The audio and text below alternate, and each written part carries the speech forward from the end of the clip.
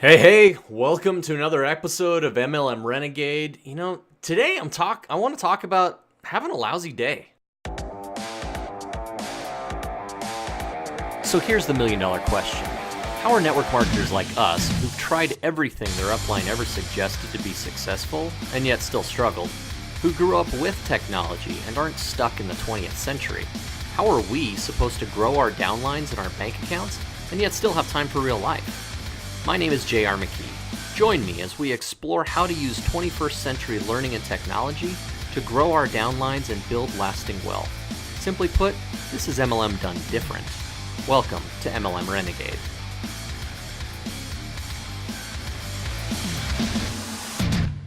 Hey guys, welcome back to this episode of MLM Renegade.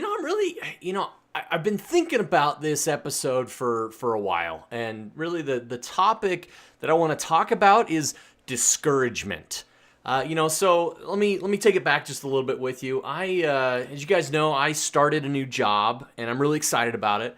And things are going pretty well, and I'm having some success, some early success anyway. It hasn't translated yet into dollars. It will. Pipeline takes time to build and all that. But yesterday, I had kind of a downer day. It was the first downer day that I've had at this new job, and so I talk to dentists all day long. Like that's kind of the day job now. I'm working selling medical devices to dentists, and I had a couple of them that I thought seemed like really good prospects, and we had some good interaction. And then they came back, and one was just like, hey, yeah, JR, I'd really like to do this. I just, it's just not in the cards financially right now. And it was okay. I was okay with that. I actually had kind of a family tie to that particular doctor. And so he was good, right? And he may, I bet he actually ends up being a customer eventually. But then the next guy, the last guy, I called and I got a hold of his assistant. Okay, number one bad news move is when you get the assistant, not the person you're trying to get. And the assistant was just, well, let's just say she was not very nice, all right? And she was just like, actually, we have zero interest in what you're offering, and I'm sorry that it was communicated to you differently, which is like the most condescending way of rejecting somebody. And so, it kind of put me off a little bit and kind of put me into a lousy mood. And, that happens, right? And I realized, and I've realized this before, but this was just another opportunity for me to have the right outlook on life. What do I mean by that? So we get to choose every single day how we feel. We get to choose how we react. Life is about 10% what happens to you and about 90% how you react to it. And it's amazing how well my life goes and how good things are when I just decide that it's gonna be good. Let me say that again. I just decide to have a good day. It doesn't matter what happens to me. I just decide to make it that way. You have in your person, in your power, you have the opportunity, the ability to determine your outcomes. Okay? It is amazing to me, being in sales, a lot of times, sometimes I get lucky, right? And I am more than willing to admit that luck plays into it. But let me tell you this, my luck gets exponentially better when I have a positive attitude about something and I'm working my butt off.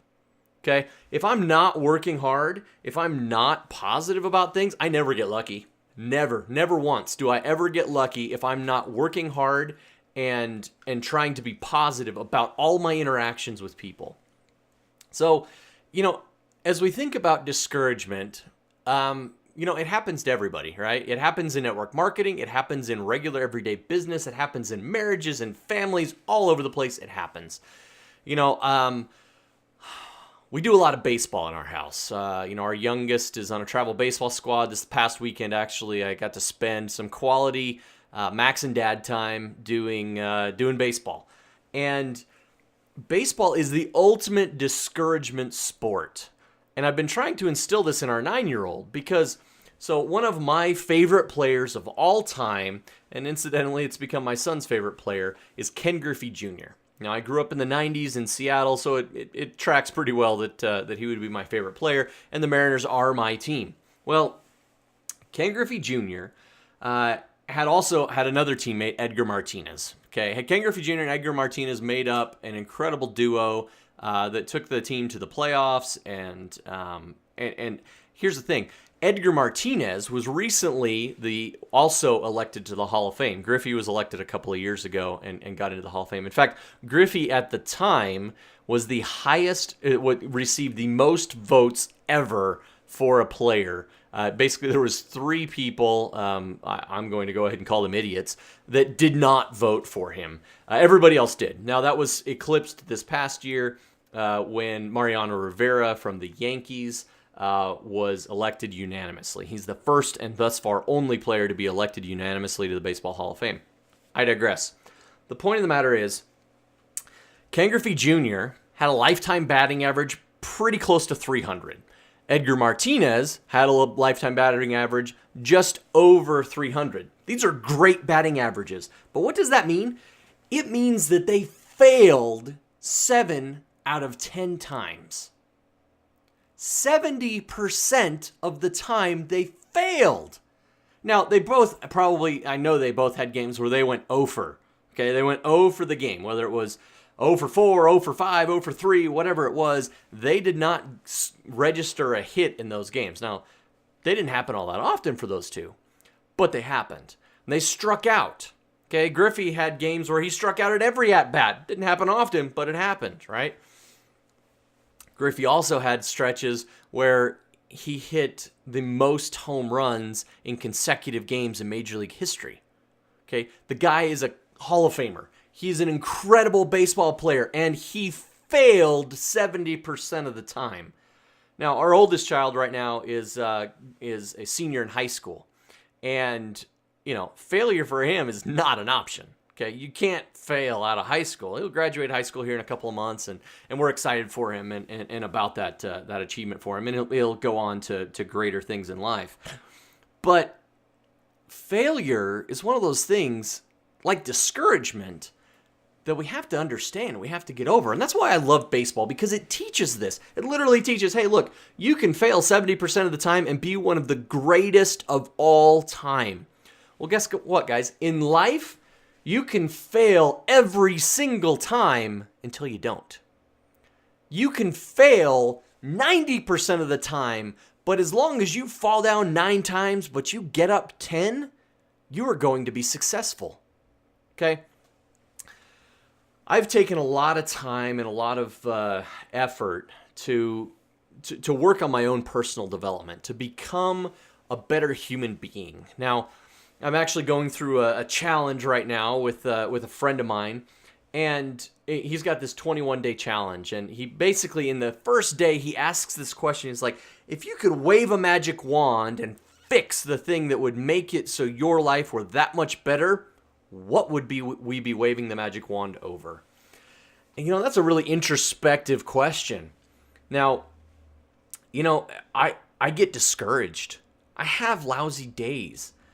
And some days I just need to pick myself up by my bootstraps and keep going and be happy and choose happiness and choose success over discouragement. Because if you get caught in that discouragement spiral, it is a downward spiral, and it can be hard to get out of. Now, there are biological and chemical reasons why, sometimes we're more discouraged than others, or, depression is a very real thing, and I have ultimate empathy and sympathy for people who suffer from that and from other mental illnesses. But here's the thing. Even those that I know who suffer from those issues, they have a choice. Now, does it make their choice harder? Absolutely. But it doesn't take away their choice. Again, life is 90% what we react to, not what happens to us. And if we're willing to accept that idea, accept that whole philosophy that you have control over your own life, you become instantly powerful. Now, I'm a firm believer that God gave us inalienable rights. And one of those rights was the right to freedom of choice. We have free agency. Okay? Adam fell that men might be. Okay? That was a choice. And I'm so glad he made that choice, right? We have this opportunity at free agency. Now, we have an opportunity to fail and to get back up. We have an opportunity that we cannot pass up. We have to grab this whole idea by the horns. We have to take discouragement and just shake it. Just shake that discouragement so that nothing can get in our way, because ultimately we are the ones who get into our own way. So my friend's challenge, he asked, what's the thing I can wave my magic wand over? And, I recognize what those things are, and they're close. I keep them close. They are what I might call a self-defeating behavior. And I know that I have them, and I hate that I have them. But I'm working to get past them. That's falling down. I still fall down, and I still get back up. And if I can do that without getting discouraged, I've won the day. So you guys, as I wrap up today, I want to encourage you. I want you guys to know that I have your back. I am here to help you. Seriously, if I can help in any way, if I can answer a question on the podcast, if you have some content that you would like me to talk about, that's why I am here. I want to deliver value without a price tag. I love being able to do this podcast because I get to do that. I get to help people understand. I recently had somebody reach out to me that had listened to the podcast and had some other questions and a place where I could help them with things that I had learned. That to me is the ultimate payoff. So you guys, don't get discouraged. Be happy. Make the choice today to be successful, and you will be successful. In one of our last episodes, Rob Sperry talked about the lag behind success and the work that goes into it. And let me tell you, that lag is very real, but it does not mean that it doesn't happen. Okay? Just because you can't immediately see it does not mean that it is not coming. Okay? Here we live in Utah, we've had a bunch of small earthquakes lately, and it reminds us, oh wait, we sit on a pretty major fault, and the quote-unquote big one is coming. Guess what, guys? Your life is the big one. It is coming. Be prepared to take advantage of it and to live your life so fully that you can't possibly, that your dreams are going to be jealous. Hey, thanks for listening, and please remember to subscribe. And if you loved us, leave us an awesome review on iTunes, Stitcher, or wherever you consume your podcasts. Now, if you'd like some free training for your team on how your recruiting efforts can be bettered and brought into the 21st century, go to podcast.mlmrenegade.com and get your copy of the Renegade Recruiting Kickstarter.